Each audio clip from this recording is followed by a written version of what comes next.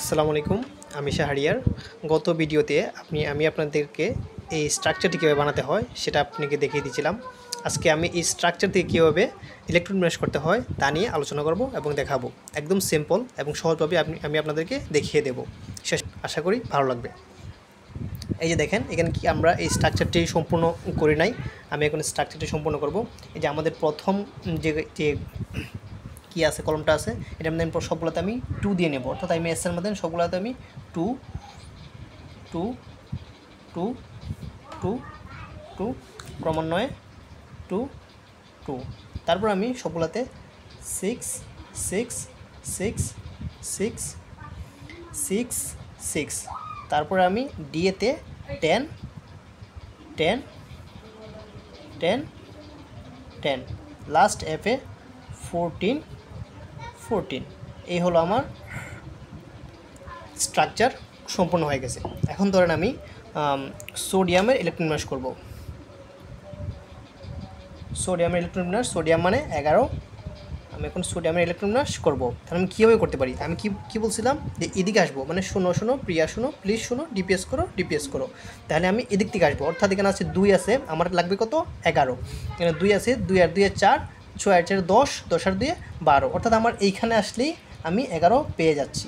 তার মানে আমি এখান থেকে জাস্ট শুধু দেখে দেখে বসিয়ে দেবো। যেমন 1s2 2s2 2p6 and 3s, যেহেতু আরেকটি দরকার, এই যে আমি 1 দিয়ে দিলাম।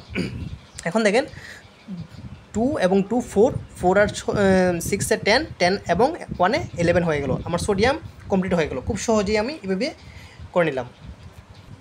সেমভাবে আমি যদি ক্যালসিয়াম দেখাই, দেখেন ক্যালসিয়াম 20, অর্থাৎ আমার লাগবে কত? 20 লাগবে।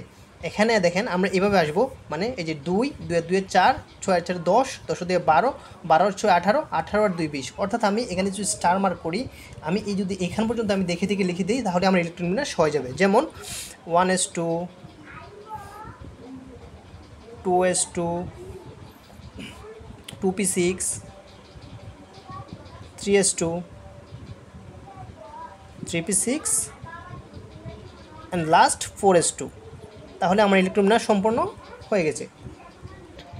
এই যে দেখেন আমরা এভাবে করলাম, মানে এই যে আমি তীর চিহ্ন দিলাম, এই অনুসারে আমি এখান থেকে শুরু করব। তারপর এটা শেষ হয়ে গেলে এই লাইন, আবার এই লাইন শেষ হয়ে গেলে আবার এই লাইন, এই লাইন শেষ হয়ে গেলাম। যদি আমার মনে করেন যে 80 পর্যন্ত হয়, তাহলে আমি মনে করেন যে এখান থেকে এখানে আসতে পারবো। মানে অর্থাৎ আমি এইভাবে যদি গণি, মানে 2 2 2 2 4 6 4 10, 10 2 12, 12 6 18, 18 2 20, 20 আর 2 30, 30 আর 6 36, 40। এভাবে আমি ক্রমান্বয়ে একটির পর একটি করে ইলেকট্রন বিন্যাস করে নিতে পারবো। আগামী নেক্সট ভিডিওতে আমি আপনাদেরকে ব্যতিক্রম ইলেকট্রন বিন্যাস নিয়ে আলোচনা করব। আর আশা করি আপনারা যেগুলা মানে সিম্পল যেগুলো সেগুলো প্র্যাকটিস করবেন, আশা করি অবশ্যই পারবেন এবং সূত্রগুলো দেখে নেবেন।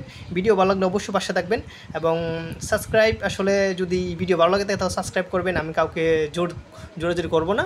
অবশ্যই যদি বাইরের ভিডিও ভালো লাগে থাকে অবশ্যই সাবস্ক্রাইব করবেন, আর যদি না করে থাকে তাহলে আপনার ইচ্ছা।